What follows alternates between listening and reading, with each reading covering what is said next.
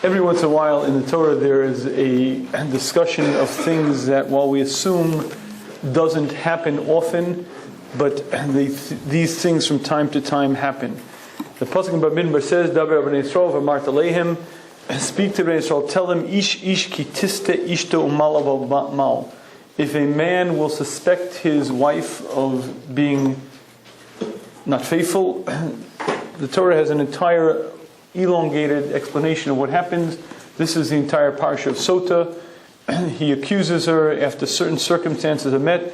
The Kohen takes the name of Hashem, takes an entire parsha, scrapes off the water, scrapes off the lettering, pours it into the water. She drinks the water, and in fact, if she's innocent, she's proven innocent. If she's guilty, she dies, and this is the parsha of Sota. Interesting enough, when the Torah begins, it uses the expression ish ki tiste ishto. If a man will, and it's hard to translate the word, but it should be if a man will give his wife to drink, maybe, accuse his wife, suspect his wife. But the word tiste really doesn't fit any of those words, and it's really a difficult word to understand. Rashi explains that the word tiste actually comes from the word shote, comes from the word insanity or fool. And says Rashi, this is what the Gemara bases its opinion on. Shana Rabbeinu, our rabbis taught us, Eina manafim noafim, the adulterers do not commit an act. People do not commit an act of adultery until a ruach shtus, until a wind of insanity enters them. That's why the pasuk uses the expression tiste from the word shota. If a man accuses his wife of being insane, meaning that's a way of referring to the fact that she had an affair, because only if you have the ruach shtus, only if you're insane, would you have an affair. Now, the Siftei Chachamim is bothered by a very obvious question on this Rashi. And that is that if the Gemara means, literally as it says, that adulterers will not commit an act unless they have this wind of insanity, then no human being should be held accountable for that sin. Quite simply, if you're insane, you're no longer responsible. You're not in your rational thinking mind. You're no longer held accountable. And yet we know that there are many, many situations that the Torah holds an adulterer or adulteress accountable. So what does it mean? And Siftei Chachamim explains that it doesn't mean ruach shtus. He says what it means is until the Yetzer Hara is moreh lem heter. It means that the Yetzer Hara tells them it's permitted. And that's what it means, ruach shtus. And the adulterers do not commit an act of adultery unless the Yetzer Hara, unless their evil inclination tells them it's permitted. And I think if we stop to think about this Siftei Chachamim and this Rashi, I think we'll find a very interesting question. Let's imagine that there are two types of scenarios. We'll take the first one. Imagine you have a woman who's a very tsanua, a very modest, proper woman. She went to the finest Beis Yaakov's. She had the best upbringing. She went to seminary. And she got into a very bad situation. She married a creep. The guy's a bum. He goes out drinking, comes back at night, beats her. A really bad marriage. As it turns out, she meets a guy after a number of years who's kind, who's nice, who's sweet, who treats her nicely, and she succumbs. She has an affair. Now, here's the question. This Rashi supposedly is telling me that it's not possible for her to commit that act unless the Yetzer Hara tells her it's permitted. How is it possible for the Yetzer Hara to tell her it's permitted? What possible rationale is there to tell a frum Jewish woman that this act is permitted? It may be a difficult situation. You may wish you weren't in this marriage, but the act is forbidden. What possible moreh heter, what possible rationale is there to make it permitted? What are you going to tell me? Well, the Torah was given on Shabbos and today it's Tuesday? You see, my friends, moreh heter means a very specific concept. Moreh heter is when you go to a Rav and he paskins, it's mutter. That means it's permitted. Moreh heter means the Yetzer Hara says this act is different. It is permitted. The problem is that if in fact we're dealing with a tsunua, with a modest woman, there is no way in the world the Yetzer Hara could ever explain to her that it's permitted, it's forbidden, it's black and white, there's no question. So Elamai, you'll tell me, so maybe we're talking about a prutza, a woman who's immodest, a woman who doesn't care, a woman who's promiscuous and just doesn't care. If that's the fact, then what does she need the moreh heter for? If a woman is just not interested in what the Torah says, there's no olam haba, there's no God, I don't care, then she doesn't need a moreh heter. The reason she does it is because she wants to, period. So on either side of the coin, whether we're dealing with a modest woman and whether we're dealing with an immodest woman, this Rashi, according to the way the Siftei Chachamim is setting it up, seems to make very little sense. And I'd like to see this evening if we could get a better understanding of exactly what the Siftei Chachamim is saying and exactly what Rashi is sharing with us. And to do that, I think we have to get a better understanding of what makes us tick. And I'll share with you an interesting observation. If you've ever read a book, and it was a good fiction, a good novel, and you found yourself a few hundred pages deep into the picture, and all of a sudden the actor is walking down the street, the person in the book is walking down the street, and all of a sudden 3 thugs jump out and kick and punch, and you may notice that in the thick and the thin of the fight scene, your palms are sweaty. You ever find yourself crying when you're reading a book? You ever find yourself so emotionally involved that it seems like you're there? Well, here's the question. How does that happen? How does it happen when you know it's fake? And if you don't quite hear what I'm saying now, imagine for a minute you're in a movie theater and this beautiful actress comes on the screen and the actor falls for the actress, and all of a sudden you feel in your own heart, ooh. Now, you know fully well that it's a movie and the actress is not interested in you. So what are those feelings in your heart? And those feelings in your heart are something that Hashem put in the human called imagination. Imagination is this very, very powerful tool that Hashem created in me that allows me to envision, to imagine, to be somewhere I've never been before, to put myself in the scene. And in fact, if you'd like to really understand how far this goes, you may note that at the very end of a typical movie, there are a number of credits. One of the credits is given to someone called the casting director. The casting director has a very key part to play. His job is to find the actor who best fits the role.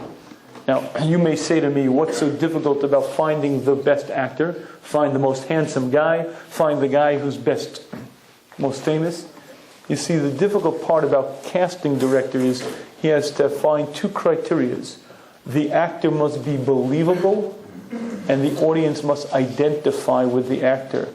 You see, when that actor is on the screen and he's paralyzed, and then he fights for many months, for many years, and then he's in that last round of the Olympic trials, it can't be him that's facing victory. It has to be every member of the audience. You see, it's not him running that last leg of the lap.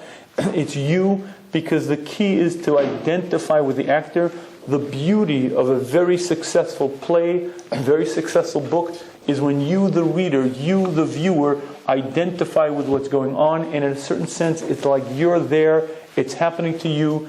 And if you'd like to see imagination in its full glory, just see when your palms get sweaty, when your heart races, when you feel terror in your heart, and you know it's an illusion, but that's the power called imagination. Now, the question is, why did Hashem create this force called imagination, and why did Hashem put it into the human? And I believe the answer to that question is that this force is something that's imperative for our success. And I'll explain to you why. When Hashem made the human, Hashem made us out of 2 very distinct parts. There is a part of me that's called a nefesh sichli, a part of me that's a nefesh bahami. The nefesh sichli is the intellectual neshama within me. That's a part of me that only wants to daven. That's a part of me that only wants to do what's right, what's proper, what's good. That's the part of me that feels another Jew's pain and really, really cares. However, there's another full half of me. There's another full half of me that couldn't care less about anyone but me.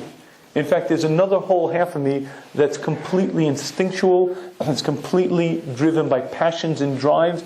If you go into the animal kingdom, you'll find all of the instincts in the animal world. You'll find them paralleled in the human. There is a nefesh bahami, a physical part of man's soul that couldn't care less about anyone other than his own needs, his own interests, his own appetites. I, the one who's speaking to you, am comprised of both. I'm a synthesis. I'm sitting there with both parts pulling at me. Now here's the difficult part. How do you take a man who's a nefesh sichli, a brilliant neshama, who understands that he was under the kisei kavod? How do you put him into this body and give him free will? I'd like to share with you that free will is one of the most difficult things to give a human, and I'll explain to you why. we human beings are incapable of doing something that damages ourselves. I'll give you an example. Let's say I were to offer you $100. A $100 bill, if you put your hand in a fire for 60 seconds, just 60 seconds, and this crisp $100 bill is yours to keep. Now, I taught high school for many years, and typically when I make this offer to the guys say, Rebbe, you really mean it? A real 100? What about 50 for 30 seconds? But you know very well that if you ever touched a hot pot, you're not going to put your hand in a fire for $100, nor for $1,000, because it's self-inflicted damage, it's dumb. So here's the dilemma, if it could be. When Hashem created us, the human, Hashem made us out of two parts. A nefesh bahami, which is the behemoth part of me, with drives, with passions, with instincts, with needs. And then the seichel. The seichel is brilliant. The seichel wants to be close to Hashem. The seichel wants to do good things. The seichel wants to grow. That part of me is so great and so holy that I would never have free will. Why? Because I may have a desire to do things, but I would never do it. I would never do it because I'd understand that it's dumb. The seichel, that intellectual part of me, my neshama would say, how could you act like such a creep? How could you act selfishly? How could you say those nasty, selfish words? How could you lie, steal, and cheat in business when you're hurting other people? And the seichel, that intellectual part of me, the neshama within me, would never allow me to do anything wrong, no matter how much I desired it, no matter how much I wanted to do it. My seichel would say, it's wrong, and stop it. And therefore, if it could be, Hashem could not give the human free will. Because creating the human out of seichel and behema, neshama and the physical passions, the human would never sin. Why? Because the human would understand that it's wrong and it damages me, much like my putting my hand into the fire, I would never do it, so too I would never sin. Therefore, to allow for the human to actually have free will in practical ways, Hashem created this force called dimyon, called imagination. Imagination is this ability to live in a fanciful world, in a world of imaginations, in a world of colorings. And with this new force given to man, I can create any sort of illusion that I wish to create.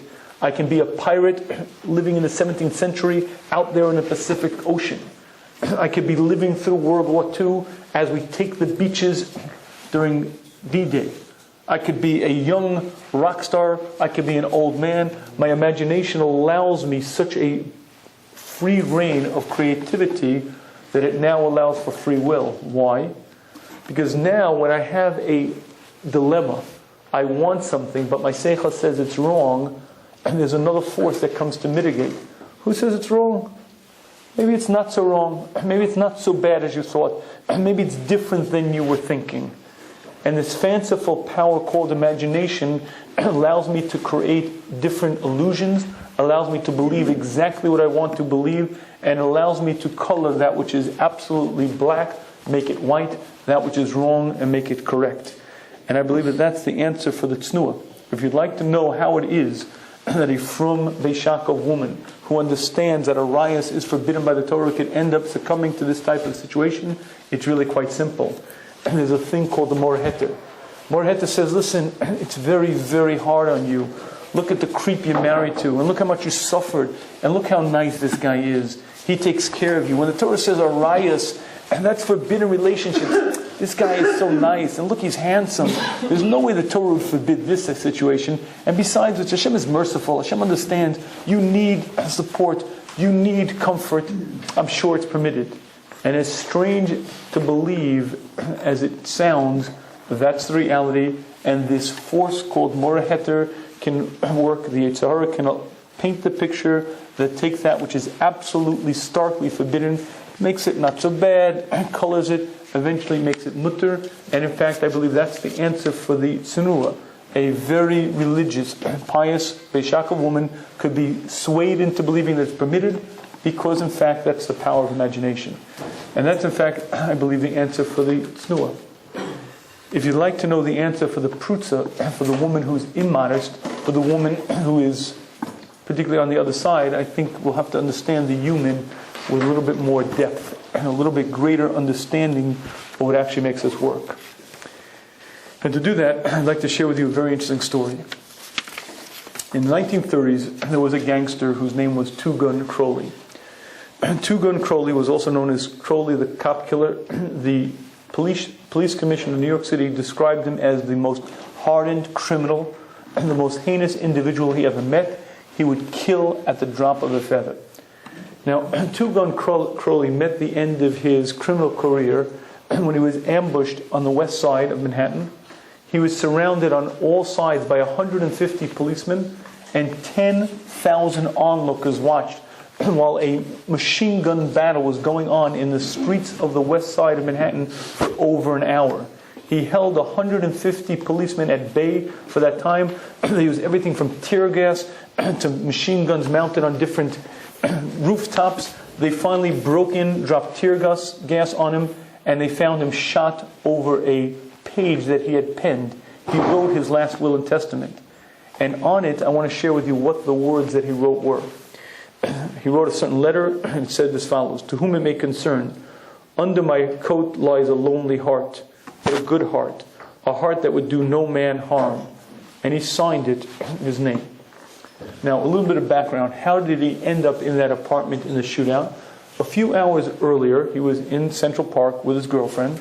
A policeman on foot stopped him, asked him for license and registration. He was behind the wheel of the car. He could have easily driven off, but why take any chances? He reaches for his license and registration, pulls out a gun, empties the gun into the policeman's body, jumps out of the car, takes a service revolver from the policeman, empties that into the dead policeman, gets back in his car, and drives off. A lonely heart, a heart that would do no man any harm. Now, interestingly enough, he did not die. He was found unconscious. They brought him to the hospital, handcuffed him to the bed. He recuperated. He was tried for murder, found guilty, and given the electric chair. On the way to the electric chair, he was heard mumbling to himself, "This is what I get for trying to defend myself." Now, you may say, a rather strange phenomena, this Two Gun Crowley. What kind of weirdo, what kind of strange psychological aberration is that? But I'd like to share with you that Two Gun Crowley was 100% normal. If you were to give him a psychological battery of tests, he would rank about as normal as you and I. As a matter of fact, Dale Carnegie, in one of his books, writes that he had an ongoing correspondence with the warden of Sing Sing, which in those days was one of the most hardened prisons in the country. And the warden explained to him that every one of the inmates in his jail was absolutely guilty. Every one of the inmates would explain to you why he had to be fast on the trigger finger, why he had to lead a life of crime, and every man there was innocent. And Dale Carnegie's point, and I think it's a very, very strong one, is that I never do anything wrong. When the human being does something wrong, he never says it's wrong and it's evil, but I want to do it. You'll always hear an entire rationale, an entire beautiful version of reality shaped a little different than your and my version, but with that version, I never do anything wrong. And I have found in my short career of life that no human being ever does anything wrong. They'll give you stories, they'll give you rationales, they'll give you reasons, but it always ends up with the fact that what I did was justified, correct, and that's the way it is. I got a chance to see this in a rather interesting way. I was a high school rebbe for many years, and it was a dorm yeshiva. And one year, there was a fellow in the yeshiva there was a string of genevas, a string of robberies in the yeshiva itself. And they suspected various people, couldn't find it. Finally, they found the guy, and it turned out to be a fellow in my shir. And the strange part about it was, he was a popular guy, a regular guy. He wasn't like a misfit. So I had the following question that I couldn't answer. That you steal, whatever. That you steal sometimes even on Shabbos, whatever. But how do you do these things to your friend? And I had to ask this question, and I had to get to the bottom of it. So I sat down with the fella after he was found out, and we had a nice sort of friendly conversation. And I guess he understood sort of like where I was getting towards. And he said, "Rebbe, you have to understand, everybody has a way to make money. Some guys have a job, some guys get it from their parents. This is how I make money. That's what I do." And here's the strange part. He was serious. He meant it. That's how he made money. It wasn't stealing. He was a thief. It was just, that's how I make money. Some guys sell hot dogs. Some guys have rich parents. this is what I do to make money. And I'd like to share with you why that is. The reason for that is because I can never do anything wrong. You see, when Hashem made the human, there's a part of me that's so great. There's a part of me that so clearly understands that I was created for greatness, that I could never do anything wrong. I would never allow myself to. And the only way I could have free will, and the only way I could do something that in fact is wrong, is by creating this fanciful illusion, this fanciful imaginative scenario via which that which I did is wrong. But you will find over and over throughout the course of human history, people don't do things wrong. I am never wrong. There's a story, there's a rationale, there's a reason. There was a ganef in Europe, a very interesting story. There's a known ganef in a town in Europe. The stucker box was missing. The Rov calls the ganef into his office and says, Yankel, stucker box, stealing from an iyam. The thief gets incensed. Rabbi, what I do for a living, I do for a living, but steal from an iyam? You suspect me of that? A chutzpah? And he was serious. What I do for a living, I do for a living, but stealing from poor people, that's a crime. That's stealing. I would never do that. But you see, that's who we are. The way we are is that I can't live with that guilt. I can't live with that understanding that this which I'm going to do is wrong. I won't do it. I wouldn't allow myself to do it. The greatness of the human is such that I would never allow myself to do it. And the only way I could do it is with this fanciful power of imagination that allows me to take that which is wrong and make it right. And Hashem gave us that power to give us the opportunity called free will. If you'd like to understand the prutza, if you'd like to understand the promiscuous woman, what she needs the moraheta for, it's really quite simple. You see, you could say, I don't care about God, I don't care about the world to come, I don't care about anything, but deep down you know it's wrong. And deep down no human being would ever do something that's wrong and say, I'm doing it anyway. Every human being, before they do a crime, before they do a certain act, will come up with an entire rationale to explain to you why it's permitted. And by the way, my friends, if you'd like to know how far this goes, if you study the Nazi rhetoric, if you study the Nazi writings, they never say the words, the Jews were right, but we hate them, we want to kill them anyway. There's an entire rationale, an entire worldview of Weltanschauung that explains to you why the Jews are vermin. We have to do that to help the world. Why can't you just say the words, I hate them and I want them dead? And no human being could do that. And any human being, before they engage in any sort of act, no matter what it is, will come up with an entire rationale, an entire thought process to explain to you why it's mutter, why it's permitted, why it's really okay. And that is a tremendous, tremendous concept. I think what the Siftei Chachamim is teaching us is a great yesod for understanding life. If you have a woman who's a very pious, great woman, she never could sin. Oh yes, she can. You know how? Because the Yetzer Hara comes and tells her it's really okay. It's different. This is not what the Torah forbids. That's ludicrous. It's silly. Don't worry about it. The Yetzer Hara can paint that picture because that's a power of imagination. And the flip side, if a person is not that religious, not that tuned to morality, they need the heter because without it, they would never do it. And my friends, I want you to know that this is a tremendous, tremendous concept for understanding yourself. If you ever would like to be a successful human being, surely if you'd like to be successfully married, I guarantee that this is one of the most important concepts that you must come to understand. And that is that I have a very hard time seeing myself being wrong. It's very hard for me to hear that. It's very hard for me to stand that. I had an interesting situation that happened with exactly this concept. When I was a Rebbe in high school, probably my closest friend in yeshiva was the Menahel, was my boss. Reb Baruch was my boss, but we were very close friends. And I would sometimes come late to shir. And I wasn't that I was a batman, but I was involved in talking to the guys, whatever. And I remember very distinctly, if shir started at 9:35 and I was walking up the stairs at 9:36, I would be beating myself up. And I'd be yelling myself, how could Bittul Torah, how could you come late, the guys are there, what's wrong with you? And I'd be literally beating myself up. One time, Reb Baruch came over to me and said in a very polite way, very nice manner, you know, maybe it's possible to start the shir more on time. And the strangest thing, in my mind, I was like, chutzpah. Tell me to start on time? A chutzpah. What kind of business is it? Why are you telling me that?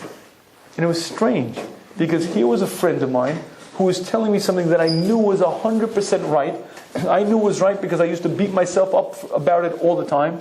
And he said it in the nicest, kindest way. And despite that fact, there was this sort of reaction within me, this almost visceral reaction, this sort of anger. How could you say that?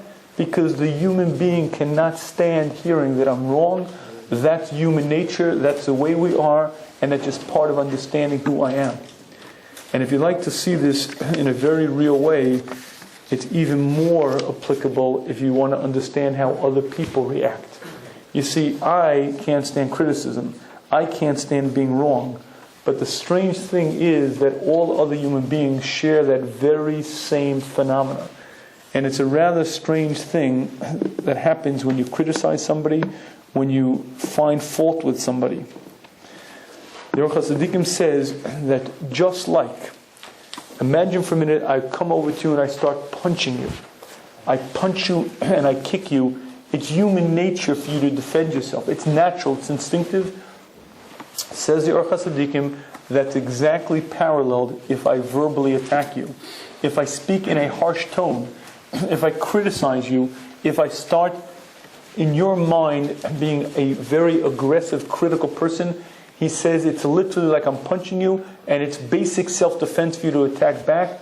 And if you'd like to study any fight that ever happens between two human beings, this is invariably what happens. And I believe that this is probably one of the most important things that you need for a successful marriage. I have counseled guys in this, and I want you to hear well what I'm saying to you. Most fights in a marriage start with one party doing something stupid and the other party doing something even stupider. He left his socks on the floor for the 1,555th time. And what does she do? She says to him, "Why did you leave your socks on the floor?" for the 1,555th time. Now, what he did was very, very foolish. What she did was probably as foolish or more. Why? Because what do you think he hears when she says those words? What he hears is words of criticism, words of rebuke. And those words are very, very difficult to swallow. So, what does he say when he hears those words? He says back to her, "Well," and she gets back an earful. Well, what does she say back when she hears the earful? She says back to him her own earful, and before you know it, you have World War III with something that was very, very small and very, very insignificant. And I'd like to share with you, I've said this before in Shmuz, and I think it bears repeating, there are 3 rules to criticism. 3 very, very important rules to criticism, and those rules are simple to remember. The rule number 1 of criticism is, don't do it. Rule number 2 of criticism is, don't do it. Rule number 3 of criticism is, don't do it. You know why don't do it? Don't do it because it doesn't work. Don't do it because it distances people. And don't do it because it causes the exact opposite of what you're trying to accomplish. And all it does is causes a very powerful sense of, I can't be in your presence. And it's a very, very strange thing that we human beings are very attuned to our feelings. I'm very hypersensitive to criticism when you criticize me, but all of a sudden when the shoe's on the other foot, I forget all about it. And I stop doing it. If you would like to end any fight, I'd like to share with you the great secret to ending any fight. The great secret to ending any fight is learning how to say the words, "I was wrong, and there is no excuse." And not only will it save you from many fights, it'll save you from other troubles in life. I got to try this after many years of learning Musar. I was pulled over by a police officer for speeding. Now, as you know, when a police officer pulls you over for speeding, he has heard more excuses than any 6th grade teacher for not doing homework on the planet, right? "Officer, I wasn't. I was. My wife's pregnant. She's not in the car, but she would be in the car if she was in the car. She'd be..." Everything you can imagine. Happened to be, I got pulled over for speeding, and I rolled down the window. The officer said, "Do you know why I pulled you over?" I said, "Officer, I was speeding. I apologize. There was no excuse." "What did you say?" I said, "Officer, I was speeding. I apologize. There's no excuse." "What?" I said, "There was no excuse." He looks at me. It was a very long pause. He had to make sure that he actually heard the words. He went back to his car and he handed me a citation. A warning not to speed. I took that warning not to speed, put it in a frame. Today, it's in my study on the shelf because it took me 10 years of learning Musar to say the words, officer, I was wrong. I was speeding. There is no excuse. And those words were so shocking to him, they actually wrote a citation, a warning not to speed, which I was very proud that I received. But you see, here's the point. The way... Don't try this in real life, right? Like that, like those warnings in the classroom. Don't really try. The truth is, it doesn't work in real life now because everything is filmed. From the minute the officer leaves the car, it's all filmed, so he's not allowed to give citations anymore. It was a few years ago. But in any case, the moral of the story really remains the same. The moral of the story is the following. When your wife says to you, you did X, and you know she's right. She's not saying it because she's wrong. You know she's right. And what you have to do is learn to, excuse my language, shut your mouth and not say anything back because you know she's right. Maybe she shouldn't criticize you. It would be wiser if she wouldn't. But the bottom line is you're wrong and you keep your mouth closed. And you know what happens? When you keep your mouth closed, she'll say it a second time, maybe a third time. And after a while, eventually she loses the steam because especially if you actually say the words, I'm sorry, it was wrong, she can't fight back. I have counseled the guy to say these words over and over. It was a very serious shalom bias problem that he was having. I counseled the guy to say this, and I told him, you have to say this again and again. I'm sorry, there's no excuse. I'm sorry, there's no excuse. One night he said it maybe 50 times. And at the end of the evening, there was no fight. And I want to share with you something fundamental. He is a normal put-together guy, and she is a normal put-together woman, but they were fighting cats and dogs and cats, not because they were so incompatible, but because they didn't understand the basics of human functioning. And that is, when a woman criticizes a husband, or a husband does a wife, those are poisonous words. Those are terribly dangerous words to a relationship, because I can't stand them. I can't stand to hear the fact that I was wrong, and my instant reaction is to say back, give back, fight back. And what does my wife hear? Not only does he have the chutzpah to do what he does wrong, he thinks he's right. She gives it back to me, I give back, and before you know it, it escalates into World War III. The only solution is to say the words, I was wrong, there's no excuse. And if it sounds difficult, if you understand what divorce court is all about, you understand how worth it is. Because one of the great secrets of learning to get along is learning to get beyond human nature. Learning to get beyond the instinctive reaction. Learning to say, I can deal with the fact that I was wrong. I have to be man enough to admit it. And I have to learn to keep my mouth closed. The moral of the story is on both sides. You have to be very careful never to criticize another person. But you also have to learn to accept it. Learn how to own up to it. And what you find is when you act that way, your wife becomes a very, very different person.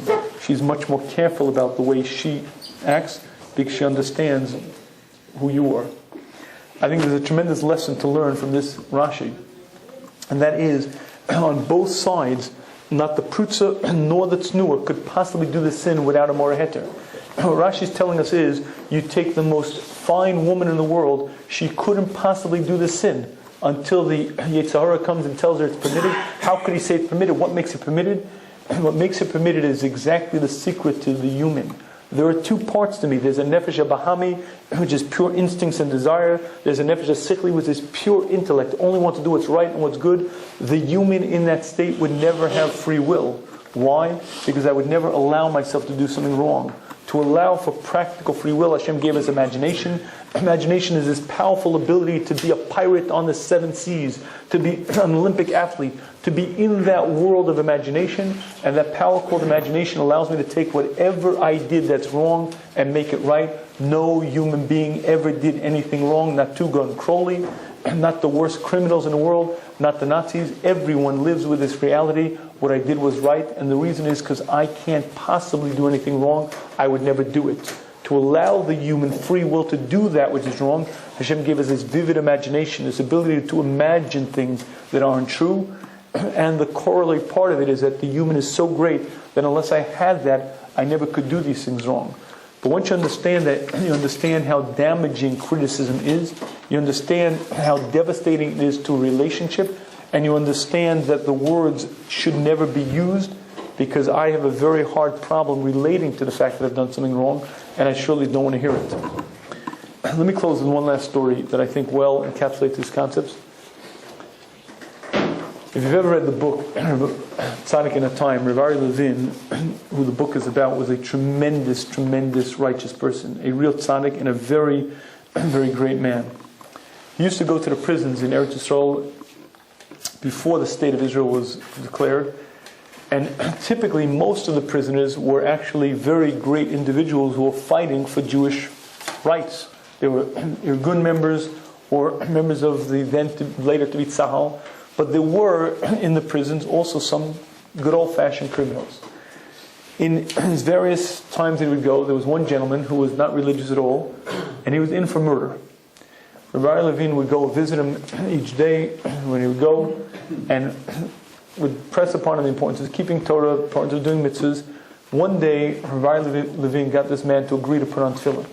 So Rabbi Levine brings in tefillin to this man, and he wants to put it on the man's left hand, where he should put it on. And the man said, I can't put it on the hand. This hand murdered a human. I can't put it on this hand. Let's put it on this hand. So in fact, Rabbi Levine put the tefillin on the other hand, and this hand, put the tefillin shirosha on, they made the brachas with him, took the tefillin off. Now, I want to share with you something very interesting about that story. I've never witnessed a murder, but to my knowledge, no hand ever jumped off a table and stabbed somebody. That's not how it works.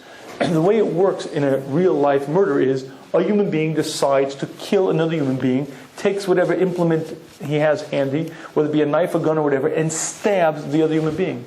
The hand didn't kill that person. The man killed him. Yet listen to what this man said. Don't put the tefillin on this hand. This hand killed the man. Put it on this hand. What kind of insane concept is that? The hand didn't kill the man. You killed him. But you know what the answer to that is? The answer is that the guilt of having killed a man is too great. I can't deal with it. I put it off onto something else. The hand did it. This hand is the killer hand. This hand should be cut off. This hand can't put on tefillin. But it can't be me. You see, the human being cannot live with that concept. The human being can't live with guilt. The human being can't live with the idea that I did something wrong, because I'm hypersensitive to that. And that is one of the greatest concepts to understand in human relations. If I'm hypersensitive to that, well, every other person I deal with is also a human and is equally sensitive to those things. And understanding that makes a huge difference in understanding how we relate to other people and how other people relate to us. May Hashem grant us the wisdom, understanding, ability to put this into practice.